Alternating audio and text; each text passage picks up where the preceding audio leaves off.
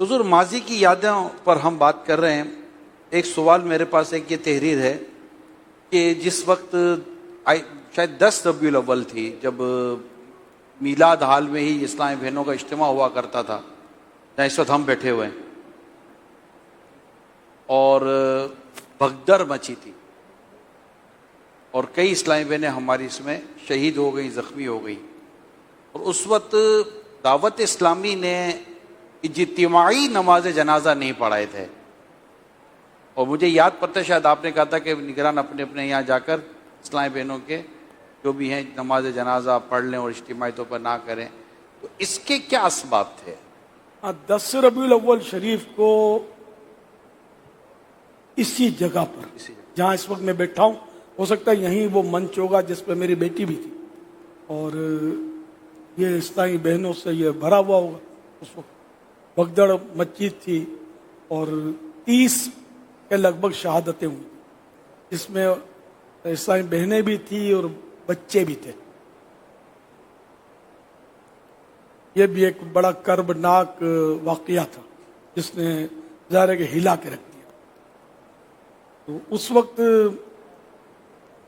اجتماعی جنازہ اگر ہم کرتے نا تو یہ اس صورت میں کیا جاتا ہے بعض اوقات کہ تھوڑا حکومت کو ہلانا ہوتا ہے، ہنگامے کرنے ہوتے ہیں اور مار دھاڑ جلاؤ گھیراؤ، یہ ہو رہا ہے ہمارے یہاں. سب سمجھ سکتے ہیں جو میں کہتا ہوں.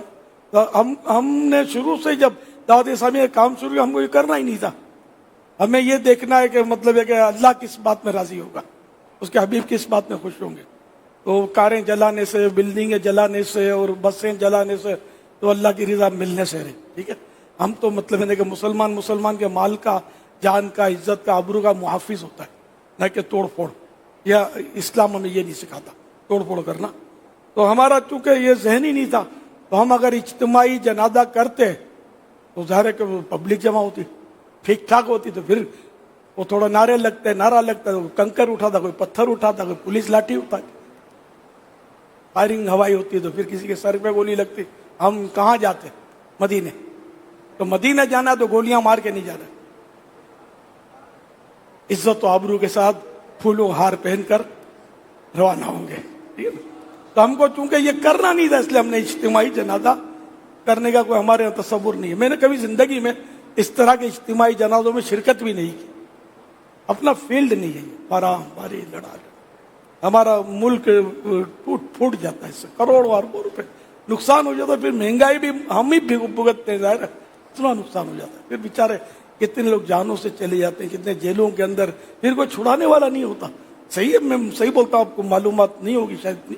تو پھر ضمانتیں بھی کوئی نہیں کرواتا، اندر جا کے بیچارے جیلوں میں پڑے ہوتے. تو نا بابا، ہم کو یہ کام نہیں کرنا ہے.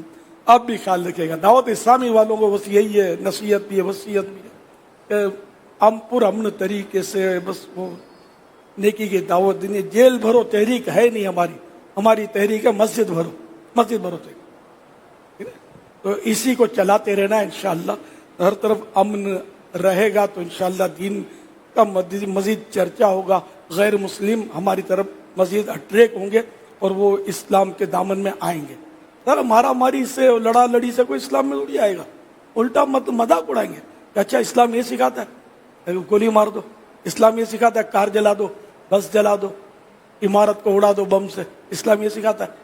سر اسلام نہیں سکھاتا، تو ہم کو یہ کرنا نہیں ہے. جو اسلام سکھاتا ہے وہ ہمیں کرنا ہے. That's all.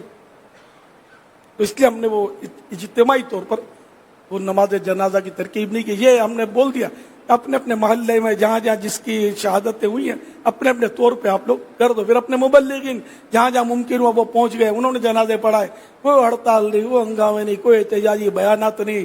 آپ کو سنا ہوا 30 شہادتوں میں. ورنہ دعوت اسلامی اتنی بڑی تحریک ہے، آپ کو پتا اگر کچھ کرتے تو اتنا بڑا ہنگامہ ہوتا. لیکن الحمدللہ نہ ہم نے کبھی کیا، نہ آئندہ کریں گے انشاءاللہ، کبھی بھی. یہ اپنا فائنل ڈیسیزن ہے. دعوت اسلامی کبھی بھی اس طرح کی چیزوں میں شریک نہیں ہوگی. وہ انفرادی طور پر بعض لوگ چلے جاتے ہیں، لیکن ظاہر ہے کہ ہم لوگ جو مرکز ہے وہ کبھی بھی اس میں انوالو نہیں ہوگا انشاءاللہ.